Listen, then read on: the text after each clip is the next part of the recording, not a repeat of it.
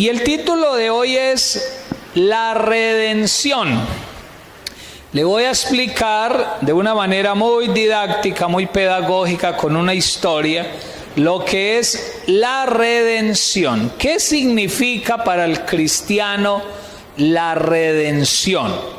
También se podría decir como el redimir, ¿sí? Redención es el nombre, el sustantivo. Redimir es el verbo, pero tiene que ver con lo mismo. Entonces vamos a hablar hoy de la redención, lo que significa para cada uno de nosotros. Le hablo brevemente del libro de Ruth. Mire, Ruth tiene 4 capítulos, 85 versículos, ¿sí? Los vamos a leer rápidamente, son versículos cortos, así que los podemos ir leyendo y podemos ir mirando la historia. A medida que vamos avanzando en la historia, fíjese en algunas frases que le voy a resaltar, en algunas cosas que le voy a explicar de las costumbres de esa época, que nos ayudan a entender un poquito el por qué el libro y la historia sucede de esa manera. Y usted mismo va a ir sacando conclusiones. Al final, obviamente, yo le voy a dar unas 2 o 3 nada más, pero usted puede ir sacando enseñanzas de lo que estamos leyendo. ¿Amén? ¿Lo tenemos ya todos? Ruth capítulo 1 dice así: aconteció en los días que gobernaban ¿quiénes? Los jueces. Entonces le voy explicando. ¿Qué periodo era?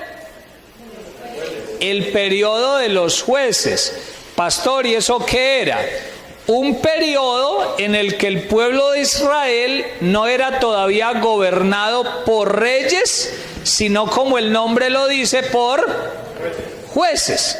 Ejemplo, hemos hablado de Gedeón. Gedeón era un juez en ese tiempo de los jueces, pero luego se terminó el periodo de los jueces y siguió el periodo monárquico, el periodo de los reinados, ¿sí? Pero hasta aquí todavía no había aparecido ese periodo. Luego, ¿qué pasó en ese periodo? Dice, hubo hambre en la tierra. Estoy en el versículo 1, que hubo hambre en la tierra, y un varón de Belén de Judá fue a morar en los campos de Moab, él y su mujer y 2 hijos suyos. La historia empieza diciendo que una familia tuvo que salir de su tierra para irse ¿a dónde? A Moab. Escuche esto.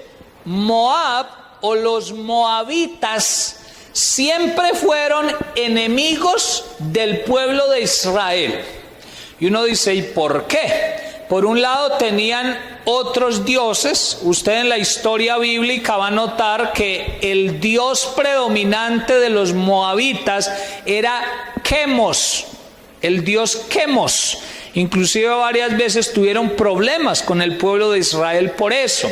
Otras veces también corrompieron al pueblo de Israel con ese dios llamado Quemos. Escuche esto, se cree que los moabitas vienen como descendientes de cuando Lot, el sobrino de Abraham, acuérdese que tuvo una relación incestuosa con su propia hija. Lo ha leído en el Génesis, ¿cierto?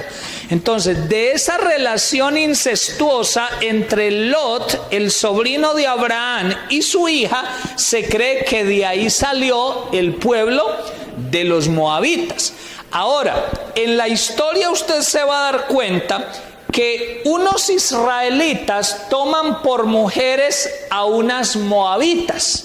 Y uno dirá, ¿y por qué Dios permitió eso si Dios había prohibido que emparentaran con otras mujeres?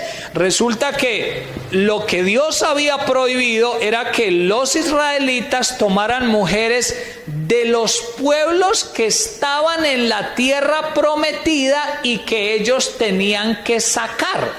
O sea, los pueblos que encontraron cuando empezaron la conquista de la tierra prometida, con esos pueblos estaba prohibido emparentar, ¿sí? Pero los moabitas no eran de esos pueblos, ya existían desde antes, ¿cierto? Ya le expliqué de dónde salieron, así que por eso fue que pudieron emparentar con ellos. Y cuenta la Biblia que una familia de Belén tuvo que irse para Moab. ¿Por qué? Por el hambre en la tierra. Buscaron otra oportunidad, dijeron dónde de pronto nos va mejor, aquí no hay trabajo, aquí no hay condiciones económicas, y dice que se fueron para Moab buscando que les fuera mejor. Versículo 2. El nombre de aquel varón era Elimelec y el de su mujer Noemí, y los nombres de sus hijos eran Malón y Kelión, efrateos de Belén de Judá. Llegaron pues a los campos de Moab y se quedaron allí. Entonces, ¿cuántas personas eran? 4. Elimelec, el varón, la esposa, ¿cómo se llamaba? Noemí, y los hijos Malón y Kelión. Y es bueno que vaya grabando esto porque hay que saber Biblia. Versículo 3. Aquí empieza la tragedia. ¿Y qué? Y murió Elimelec, marido de Noemí, y quedó ella ¿con qué? Con sus 2 hijos. Entonces, primera tragedia después de que se fueron para Moab buscando una mejor vida. Se le murió el esposo, el padre de familia, el hombre de casa. Queda con los hijos. Versículos 4. Los cuales, o sea, los hijos, tomaron para sí mujeres moabitas. El nombre de una era Orfa y el nombre de la otra Ruth, y habitaron allí, con eso, no poquito tiempo, 10 años, unos 10 años aproximadamente. Segunda tragedia, y murieron también los 2, Malón y Kelión, quedando así la mujer como desamparada de sus 2 hijos y de su marido. Ya había muerto Elimelec y ahora mueren ¿quiénes? Malón y Kelión, los hijos de Elimelec y de Noemí, que ya se habían casado con Orfa y con Ruth. Yo le he explicado de que para una mujer hebrea o para una mujer oriental, y bueno, para cualquiera, pero especialmente en esa cultura, se habla de una mujer desamparada cuando queda sin el varón. Muere el esposo y si tiene hijos, las costumbres hebreas, y es más, la palabra de Dios dice que ¿quiénes tienen que velar por ella? Los hijos, eso enseña la Biblia. Pero resulta que fue que aquí la tragedia es doble, porque muere el esposo, quedan los hijos, pero luego mueren también los hijos y queda una familia de 3 mujeres, pero la Biblia las describe como mujeres desamparadas, se sentían solas, sin apoyo, sin quien les protegiera, sin quien velara por ellas. Sigamos, versículo 6. Entonces se levantó con sus nueras y regresó de los campos de Moab, porque oyó en el campo de Moab que Jehová había visitado a su pueblo. ¿Para qué? Para darles pan. Con esto míreme acá. Llega un momento en que Noemí les dice a sus nueras: nos devolvemos para Israel. ¿Y por qué no se iban a devolver?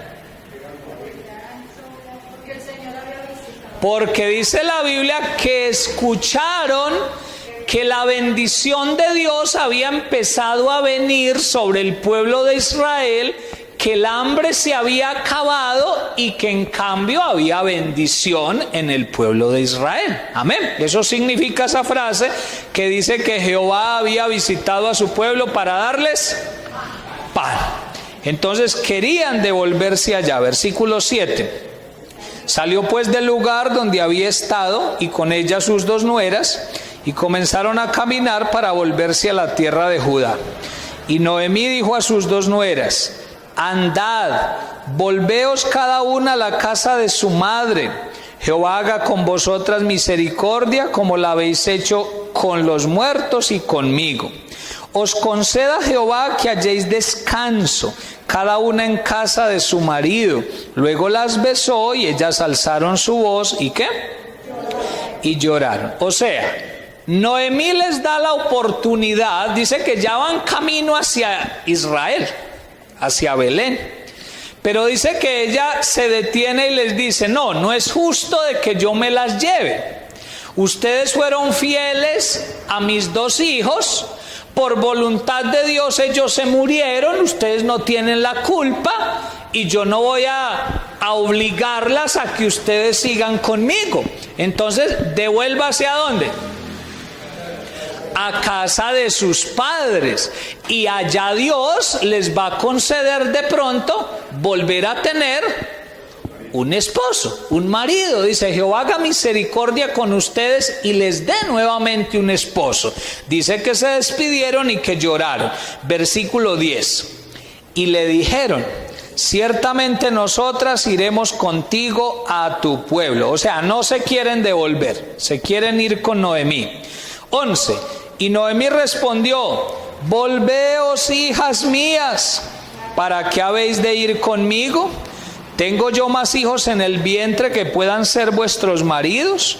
Volveos, hijas mías, e idos, porque yo ya soy vieja para tener marido, y aunque dijese, esperanza tengo, y esta noche estuviese con marido, y aún diese a luz hijos, ¿habíais vosotras de esperarlos hasta que fuesen grandes?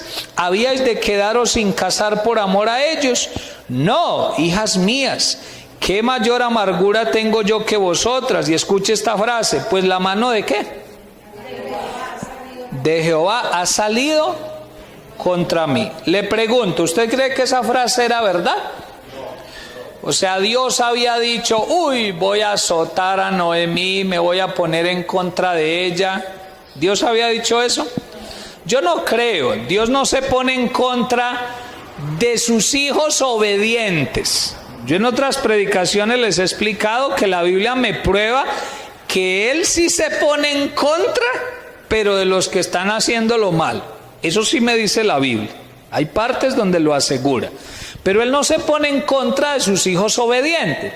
Pero ¿qué es lo que pasa acá? Que así Dios no esté en contra mía, yo analizo la situación y soy yo el que saco esa conclusión. ¿Sí me hago entender? No es que esté ocurriendo en la realidad, sino que yo miro el problema, yo miro cómo me está yendo y digo, no, como que Dios se puso en contra mí. ¿Cuántos hemos llegado a pensar eso alguna vez? ¿Cierto? Como que la misericordia de Dios se acabó conmigo y me está dando es leña venteada, fuerte todos los días, garrote, porque no, yo no veo la bendición por ninguna parte. Esta mujer analizaba su situación y pensaba que Dios estaba contra ella. Versículo 14. Y ellas alzaron otra vez su voz y lloraron, y Orfa besó a su suegra, mas Ruth, ¿qué? Se quedó con ella. Cuando dice que Orfa la besó, era porque se estaba despidiendo. O sea, al fin las palabras de la nuera, de la suegra, convencieron ¿a quién? A Orfa. Y Orfa dijo, pues verdad, ¿qué hago yéndome con Noemí? Me devuelvo para mi casita. Pero ¿quién se quedó con ella? Ruth. Versículo 15. Y Noemí dijo, he aquí tu cuñada se ha vuelto a su pueblo, ¿y qué? Y a sus dioses. Tenga en cuenta eso. Vuélvete tú tras ella. Y mire la respuesta de Ruth. Respondió Ruth, no me ruegues que te deje y me aparte de ti, porque a donde quiera que tú fueres, iré yo, y donde quiera que vivieres, viviré. Tu pueblo será mi pueblo y tu Dios será mi Dios. Donde tú murieres, moriré yo, y allí seré sepultada. Así me haga Jehová, y aún me añada, que solo la muerte hará separación entre nosotras dos. Escúcheme esto, le voy a preguntar. En estos 2 versículos, los 2 últimos que leímos, en esa respuesta de Ruth, usted puede hacer como una radiografía de quién era Ruth y qué actitud tenía Ruth. ¿Qué conclusiones saca de ahí? ¿Cómo era Ruth? Respuestas cortas, por favor. Como fiel, exacto. Fiel. Le dijo a la suegra, no, yo no me devuelvo, yo no la dejo sola, donde usted vaya, yo voy a ir. Si usted toma esa decisión, yo sigo con usted. ¿Qué más? Amaba, tenía un amor sincero, era agradecida, exacto. He vivido con esta mujer tantos años, me ha servido, me ha dado comidita, me dio a su hijo durante un tiempo para que me casara con él. Yo debo ser agradecida con él. ¿Qué más?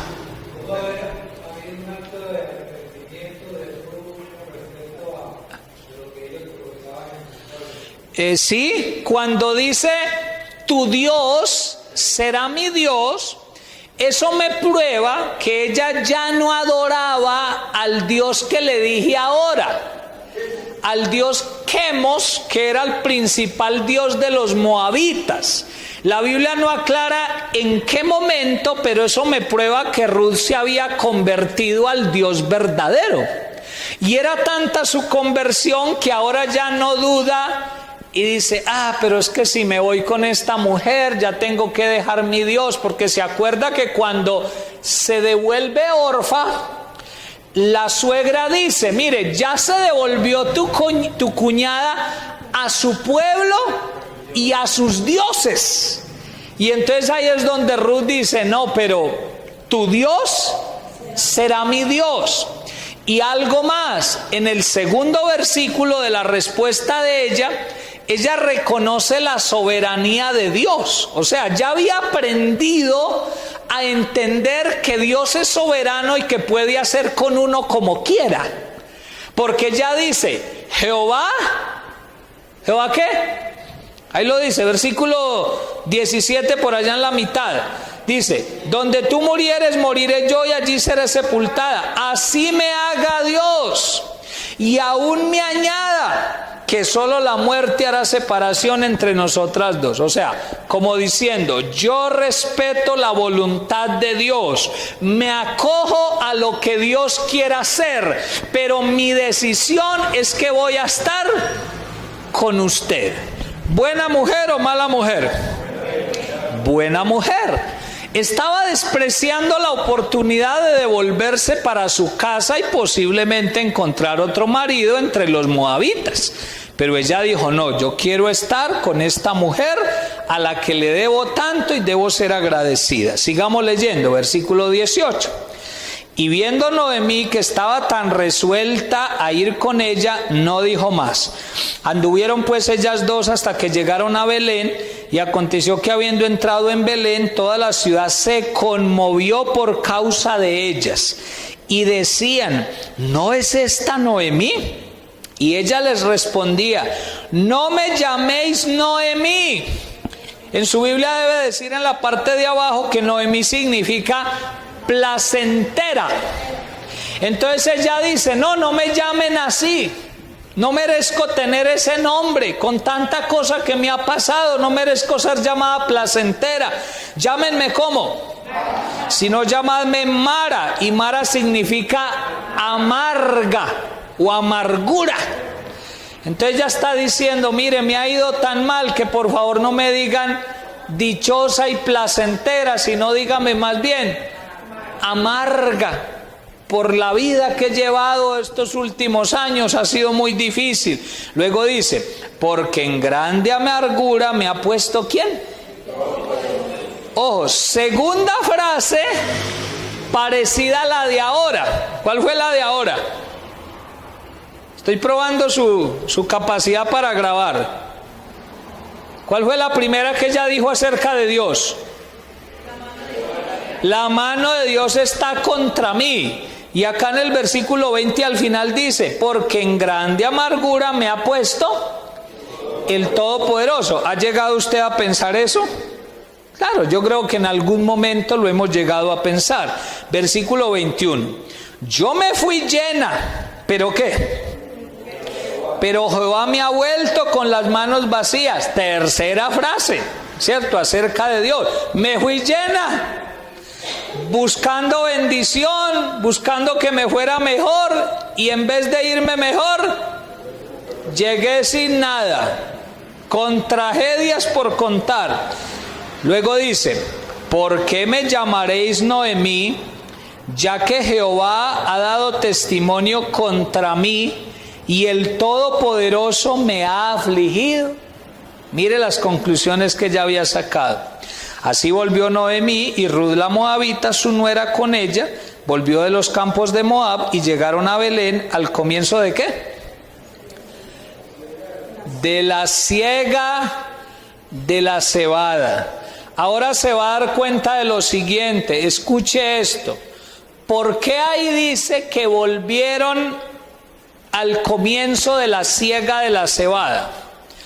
Porque en la historia que sigue nos va a decir que era un propósito de Dios que llegaran justo en ese tiempo.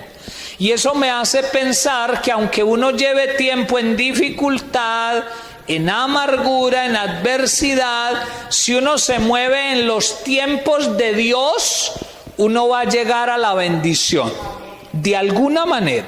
Ahora se va a dar cuenta el por qué es importante mirar que ellas llegaron fue en ese tiempo. Capítulo 2, sigamos para que alcancemos. Tenía Noemí un pariente de su marido, hombre ¿qué?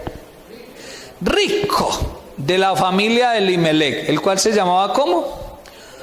Booz. Escuche esto, por favor. Booz era ¿qué? ¿Pariente de quién? De Elimelec, el que había muerto, el esposo de Noemí. Y yo pregunto, ¿y si era familiar y si era rico? ¿Será que nunca se dio cuenta que a estas mujeres les estaba yendo mal por allá?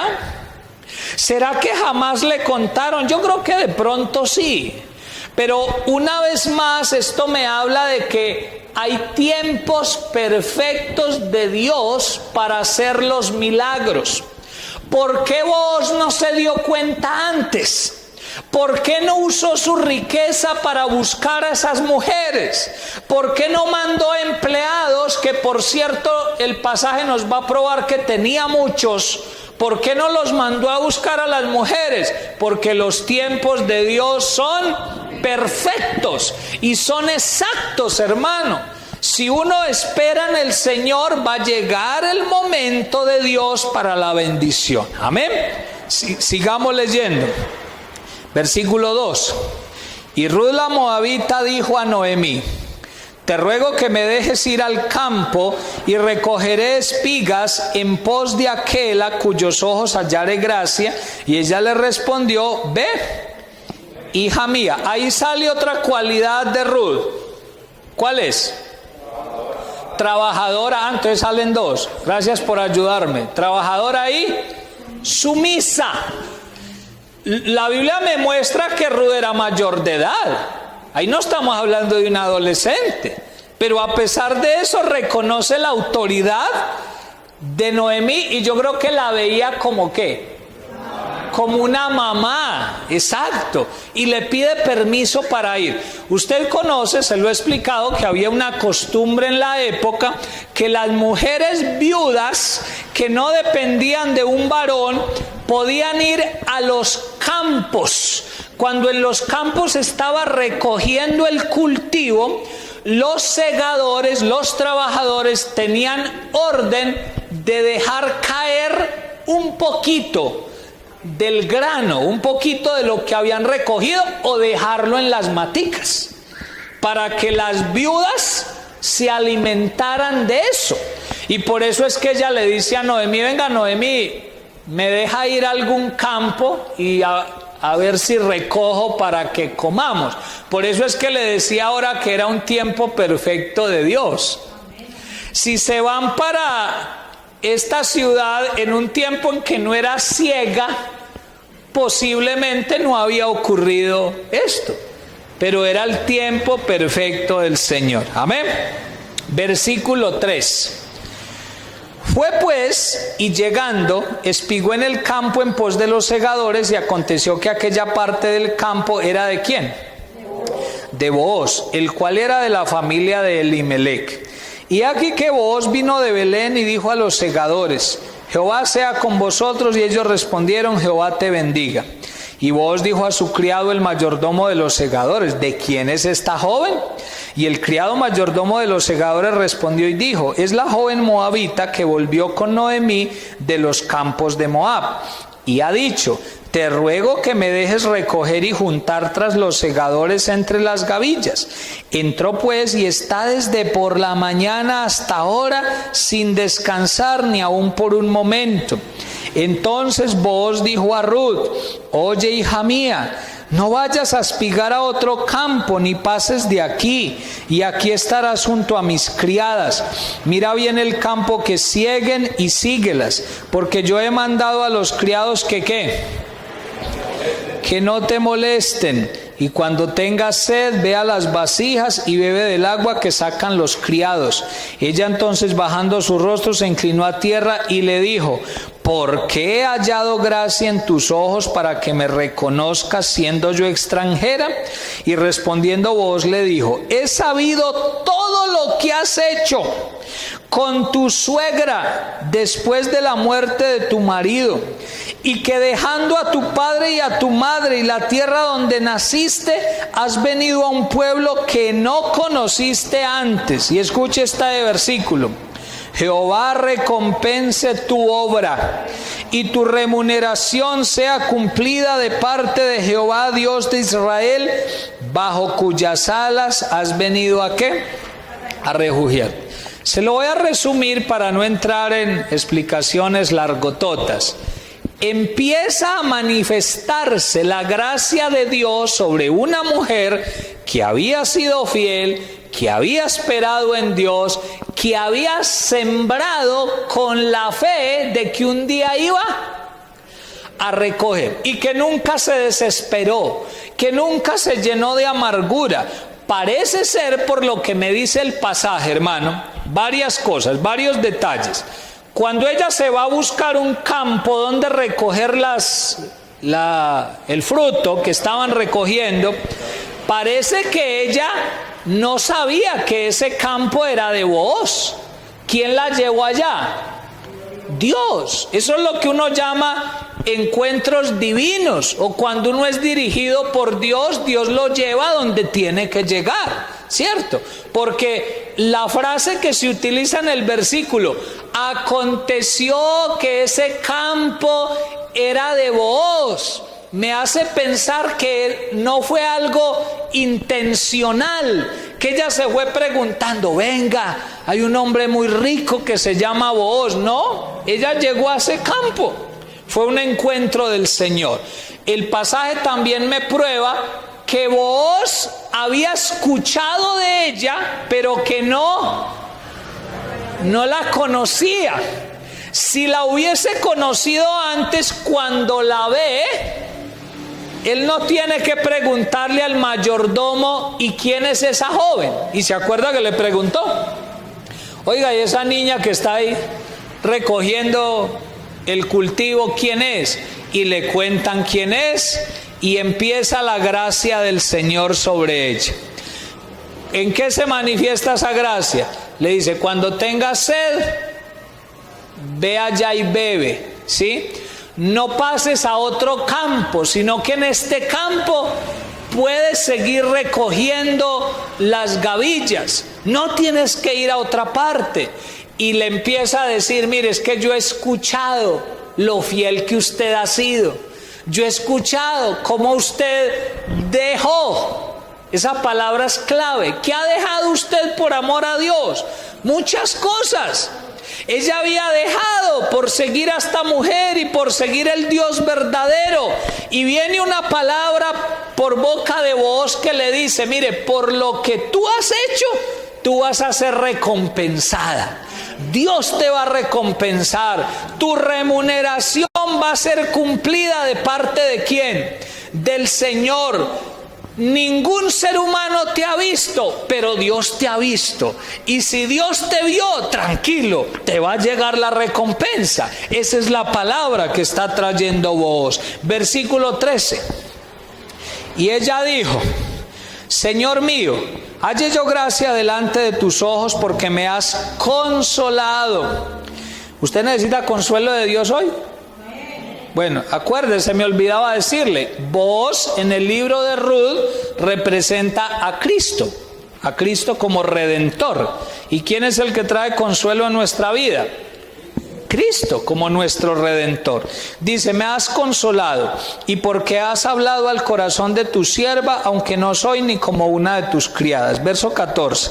Y Booz le dijo a la hora de comer, ven aquí, come del pan y moja tu bocado en el vinagre.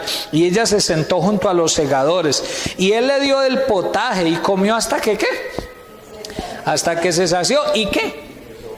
Y le sobró. Luego se levantó para espigar y Booz mandó a sus criados diciendo, que recoja también espigas entre las gavillas y no ¿qué? No la avergoncéis, no la molesten. Y dejaréis también caer para ella algo de los manojos y lo dejaréis para que lo recoja y no ¿qué? Y no la reprendáis. ¿Qué ve usted ahí? Empezó la recompensa de alguien que había esperado en Dios. Versículo 17. Espigó pues en el campo hasta la noche y desgranó lo que había recogido y fue como un efa de cebada. Y lo tomó y se fue a la ciudad y su suegra vio lo que había recogido. Sacó también luego lo que le había sobrado después de haber quedado saciada y se lo dio. Y le dijo su suegra, ¿dónde has espigado hoy y dónde has trabajado? Bendito sea el que te ha reconocido.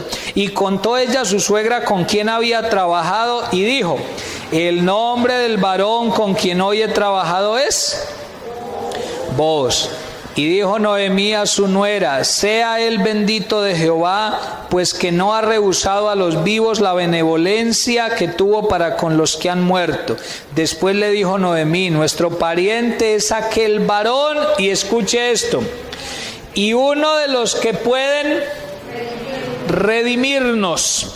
Y Ruth la moabita dijo, además de esto me has dicho, júntate con mis criadas hasta que hayan acabado toda mi siega. Y Noemí respondió a Ruth su nuera, mejor es, hija mía, que salgas con sus criadas y que no te encuentren en otro campo.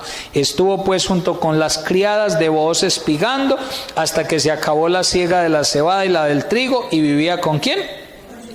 Con su suegra. Escuche esto.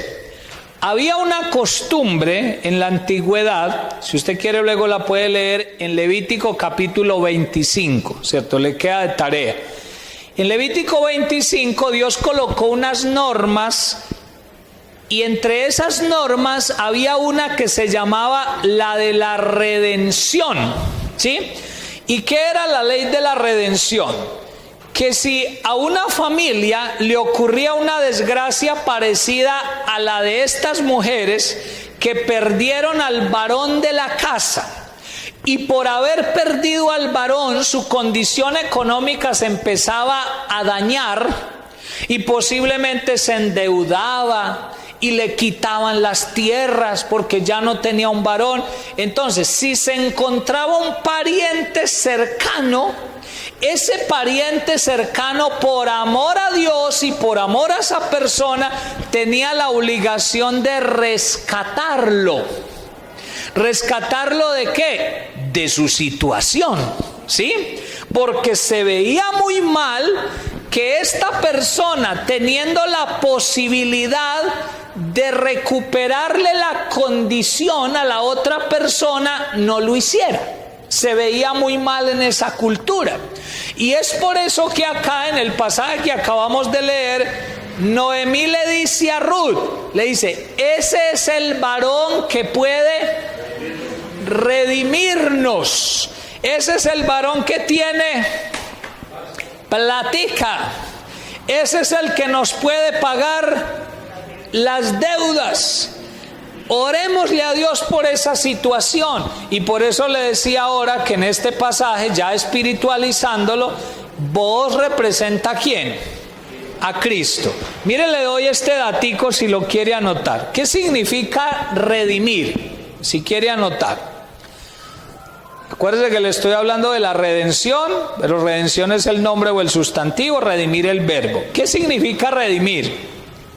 Restaurar o recuperar, si lo quiere anotar, restaurar o recuperar. También es pagar un precio para recuperar, ¿sí? Pagar un precio para recuperar. Ejemplo sencillo. Vamos a imaginarnos que en el patio de la iglesia un niño a la escuela dominical trae un juguete. ¿De quién es el juguete? Del niño. Un papá o el abuelito pagó por ese juguete, pero resulta que al niño se le cae al patio de enseguida. Pasa el juguete varios días allá y en la casa de enseguida dicen: ah, no, este juguete ya es ¿de dónde? Ya es de acá. Pero el niño se pone a llorar y entonces, por amor al niño, sabiendo que ya habíamos pagado por ese juguete, alguien había pagado, vamos y le decimos: listo, ustedes ya asumen que es de ustedes, entonces, ¿cuánto vale? Sí, queremos recuperar ese juguete, pues es que nos da pesar del niño. Estamos pagando un precio, y generalmente doble precio, simplemente por otorgarle la posibilidad de que este niño recupere su condición. ¿Cuál condición? Pues la condición de gozo, de alegría, porque tiene su juguete. Me he hecho entender. Entonces, redimir, también si lo quiere anotar, es devolver la condición a algo o a alguien que la había perdido. Devolver la condición a algo o a alguien que la había ¿qué? La había perdido. Aquí, ¿quién había perdido una condición? Noemí y Ruth, especialmente. ¿Qué habían perdido? ¿Cómo? ¿Solo eso? Habían perdido su condición económica, su estatus social, el respeto de la gente, las llamaban desamparadas, no había un varón en la casa que las defendiera, tenía que irse a recoger ¿qué? Espiguitas para poder subsistir. La condición de ellas estaba afectada. Y es por eso que Noemí utiliza esa frase y dice: Ruth, ese hombre es el que nos puede redimir. Y escuche esto, para no alargarle la historia. ¿Cuántos se comprometen a hacer la tarea? ¿Cuántos sí hacen las tareas que yo pongo? Puede cuando yo le dejo tareas para que las haga, las tareas para hacerlas. Entonces en casa usted va a leer los otros 2 capítulos para que termine la historia. Pero yo se la voy a resumir. Noemí le da un consejo a Ruth. Le dice: Ruth, mira, te vas a vestir bien bonita, te vas a echar perfumes. Resulta que había una costumbre en esa época que cuando el patrón de la finca recogía la producción, hacía una fiesta. Era una fiesta de gozo porque Dios los había bendecido con la cosecha. Entonces Noemí le dice: mire, mijita, vístase bien bonita, y cuando él esté en esa fiestica y se vaya a dormir, usted le levanta los pies y se acuesta ahí. No vaya a pensar mal de Ruth. Acuérdese que hay costumbres de la época que son muy diferentes a nuestras costumbres. No vayamos a pensar que ella quería otra cosa. No vayamos a pensar que se le estaba ofreciendo, para decirlo en términos sencillos. Era una costumbre levantarle la cobijita en los pies y hacérsele ahí. Era como esa mujer diciendo: mire, busco protección al lado tuyo. Si ese hombre, entonces esa mujer había hallado gracia en él, el hombre le entregaba una prenda de vestir de él, la túnica, y era como la representación de que sí la quería proteger, ¿cierto? Sí quería redimir a esa persona, y fue lo que le pidió Noemí. O sea, no le estaba diciendo que fuera y hiciera cosas malas con él, era una costumbre de la época. Usted se va a dar cuenta en la historia, si la lee en casa, que ella hace eso Boaz se despierta y dice, ¿quién está ahí? Ah, yo soy Ruth.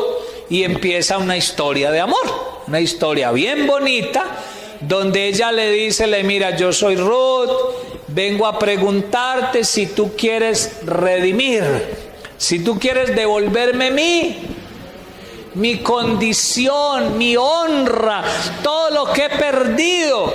Y él dice, sí, claro, dice, yo puedo, pero hay otro pariente más cercano.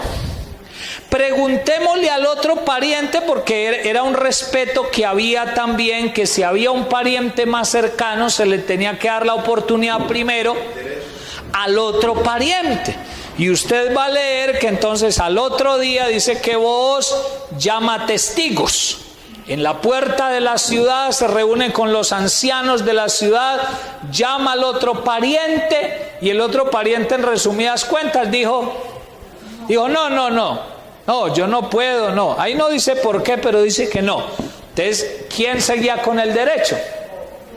Boaz. Y Boaz dijo, listo. Es el premio de Dios, es la redención de Dios por haber sido fiel, por haberse entregado de todo corazón a Dios, por haberse mantenido en fidelidad a Dios, aún en los momentos difíciles. Porque es que ahí es donde se prueba la fidelidad de alguien, cuando le llegan los momentos difíciles. Y mire cómo termina entonces el pasaje. Versículo, ya le digo, versículo 13 del capítulo 4, para que terminemos la historia. Y acuérdese que lo va a leer en casa. Amén. Ruth 4:13, ¿lo tiene? Boaz pues tomó a Ruth, o sea que se casó con ella, y ella fue su mujer. Y ahora sí que, y se llegó a ella, ahora sí. Y Jehová le dio que concibiese y diese a luz un hijo. Y las mujeres decían a Noemí, loado sea Jehová, que hizo que no te faltase hoy pariente, cuyo nombre será celebrado ¿en qué?